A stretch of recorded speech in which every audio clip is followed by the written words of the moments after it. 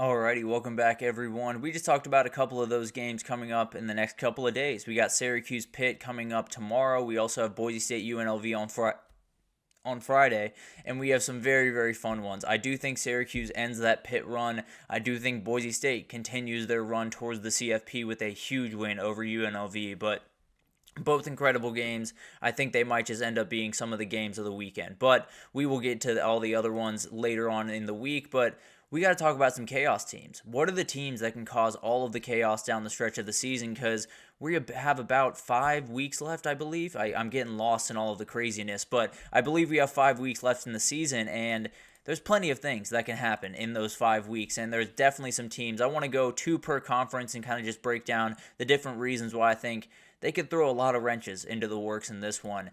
And we'll start with SMU. This is a team that actually just got some really bad news this past, I believe yesterday. The star tight end and leading receiver, R.J. Maryland, is out for the year with the injury he suffered in the Stanford game. This one hurts. No two ways about that. They badly need this guy because he is hugely important to what they could do in the pass game. Kevin Jennings is a good passer. Having that guy over the middle of the field that's a little bit easier to find is just huge for him. So they're going to have to lean on Brashad Smith. They're going to have to lean on some of these running backs, and then Jake Bailey, Keyshawn Smith are going to have to step up at the wide receiver position. But at the end of the day, a huge blow to that team. Still very, very talented. Still a very dynamic offense. The defense is starting to play really good football. They got Duke this weekend and then Pitt. If they win both those games, then they are very much going to be favorites the rest of the way. And if they win out, then you're in a very precarious situation in the ACC where you could have 3 teams that are undefeated in conference play. But we'll get there when we get there. Definitely a team that you could see at the end of the year just sneaking into the playoff. In fact, I had them in my playoff when I did the midseason predictions redo. So definitely a team to watch over there in Dallas. And then up in Blacksburg, Virginia Tech is a very interesting team to me because I don't think they're necessarily going to make a huge run at this conference. I think they dug themselves a little bit of a hole early on in the season. That being said, they do only have 1 loss, so still plenty of doors open for them. But they invite Georgia Tech into town. Then it's up to Syracuse before a huge one against Clemson. I think they could go anywhere from 3-0 to 0-3 in those games. They have that volatility about them, but the issue is they beat Syracuse or they beat Clemson, especially Clemson, obviously. That totally changes the ACC. The race totally changes. Maybe Clemson doesn't even go to the ACC title with all of the tiebreakers and craziness around them. So they're a team that on one Saturday could just cause nightmares. And with the way that Baishal Tootin is running the ball right now, it's a nightmare for anyone to deal with. And then Kyron Jones starting to make a couple of plays off schedule the way that you would hope that he would have to start the season. And then the wide receiver group is just really deep, really veteran. And I think it's a group that's going to be able to win them some of these games that maybe we don't expect them to win. So a huge team, one of those teams that definitely is on a little bit on the outside looking in the ACC, but very easily could change that over the next 3 weeks. Moving over to the Big Ten, Indiana just has to be on here. They're one of those teams that I think everyone felt like they probably were going to fall last week and that season was going to come to an end. Well, they sit at 7-0, and outside of the Ohio State game, they are in a position to be pretty heavily favored in a lot of the games they have coming forward. They have an interesting one this weekend that we'll talk about more in detail tomorrow, but this is a game that could be there's a team that could just totally create chaos, and that Ohio State game is the one where everything could go crazy. Obviously, you got to get through a couple of different things, and the biggest one is Curtis Rourke is not going to play this weekend. I don't know if he's going to play the following weekend, but as of right now, you were going into that Washington game without your starting quarterback. Taven Jackson just needs to answer the bell. He did a great job in the back end of that game against Nebraska, but can he follow that up with a huge performance against a really good defense over there for Washington? And then on the other side, I mean, when you talk about the playmakers on this team, it's an absolute nightmare to deal with. Justice Ellison was downright special against Nebraska this past weekend. Elijah Surratt is becoming just unguardable on the outside in a lot of different ways, and they have so many complementary pieces on that team that they're going to be really hard to key in on, and they can beat just about anyone in the Big Ten and maybe even in the country if that offense is playing the way that they are right now.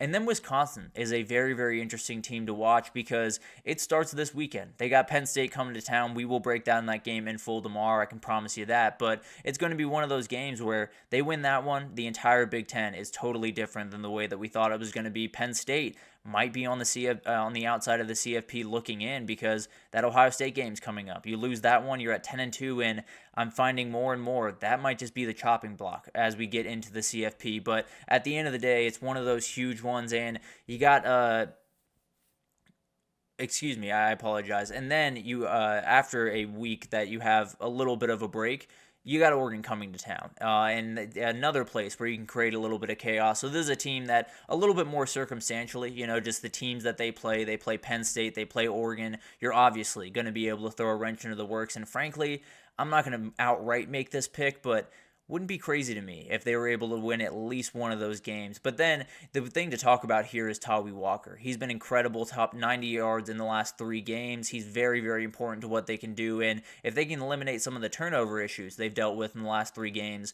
they can be winning these games much more comfortably. And then who knows what happens this Saturday and then when they play Oregon. But one of those teams that just seems to be hitting their stride at the perfect time. Moving over to the Big 12, I mean, come on. They're obviously a chaos team. There's no doubt about that. This is a team that absolutely is in a position to make a big-time run and possibly even win this conference, go to the playoff, and make me and a lot of people that doubted Deion Sanders look very, very dumb. And I'd be more than happy to take my lickings when that does happen. But this is a very talented team.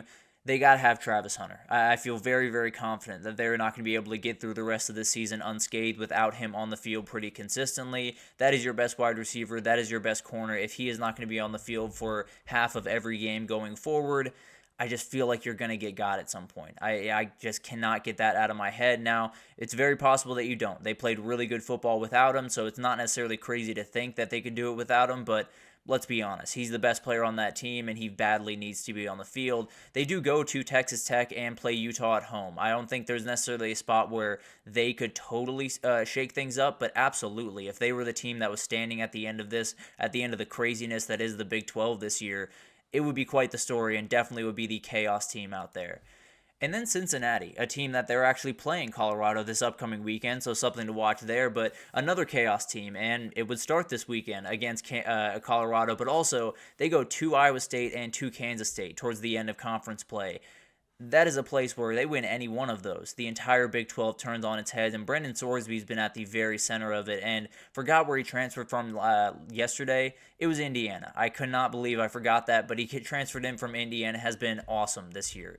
Nearly 2,000 passing yards, 13 touchdowns, 4 picks. He's been very, very important, but the defense is really what makes this team go. And the funny thing about it is they're not necessarily special against the run or the pass, but they force a lot of turnovers. 1.7 turnovers per game. They're doing a really good job of stopping teams in the red zone, forcing 3s instead of 7. So maybe that's the formula against Colorado. You let them get downfield, play a little bit bend, don't break, but then one pass flutters a little bit too much, you pick it off. Or one, play and third down goes a little bit awry, you knock it down and they force a field goal. It's just very little things that this Cincinnati team can do, and at some point I feel like they could get under someone's skin. So definitely someone to watch that I wasn't even remotely thinking we'd be talking about around week 9. But moving forward to the SEC, calling Alabama a chaos team feels very, very weird, but they definitely are. I mean, you look forward to the rest of the season. It's not necessarily that they play incredibly big games. Obviously, that LSU one coming forward and Missouri this weekend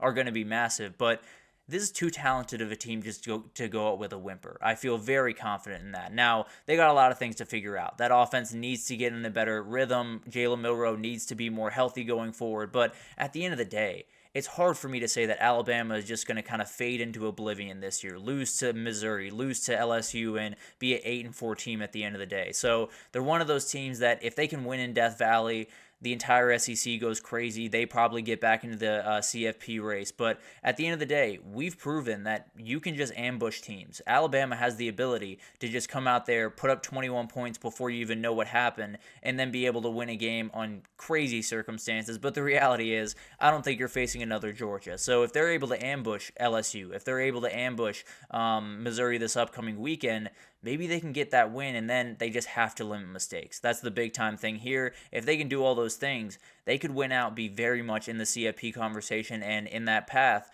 knock out a number of teams that want to be in that conversation. And then you got Florida. I have to talk about Florida here. They are playing some really good football down there in Gainesville right about now, and there's definitely some doubters out there, and there probably should be, to be totally fair with the way this team is going right about now. But at the end of the day, it's really about the schedule ahead, because it's a nightmare. And I think we've talked about that from the beginning of the season. It's become a little bit less of a nightmare as the season has gone on, especially that last game against Florida State. But they have a bye week this week. Then it's Georgia, Texas, LSU, and Ole Miss. And Ole Miss is a team that very well could be out of the race by then if they lose to Georgia before then. But at the end of the day, they win any of those games, it messes up the SEC race. They win multiple of those games, everything goes off the rails. And I think they're capable of beating a team like Texas if they can get after Quinn Ewers the way that Georgia did. I think they're capable of beating a team like LSU if that LSU offense can't quite get going and then you hit those big plays that DJ Lagway has been able to. And that's the part of this that really needs to continue on, because they're relying on some young players over there. Jaden Baugh, a freshman, did an incredible job, over 100 yards, 5 touchdowns on the ground last week. And then DJ Lagway, 7 passes for 259 yards. Insanity. 18.5 yards per pass, or per attempt maybe. I believe he went 7 for 14. So not the prettiest day in terms of completion percentage, but you get the run game going, you hit explosive plays, you're going to be able to beat a lot of teams. So it's going to be really fun to watch that one unfold. And I think they're just one of those teams that they play enough of those teams that every single week they could throw a wrench into this work and create absolute chaos in a conference that is already pretty chaotic. No two ways about that. But that is going to be absolutely fun to watch. I think there's a number of teams that I didn't even touch on that you absolutely could talk about in this light, because there's quite a few that could throw just a little bit of a wrench into all of this different craziness that's happening down the stretch, and it'll be really, really fun to watch that unfold. But let's take our third break here, and when we come back, let's get to the top 12 teams and just talk about what we need to see from them this upcoming weekend, whether it's kind of nuanced things, what player we need to see on the field, what player we need to see continue to grow, whatever that may be. We'll talk about it right after this, so stick with us.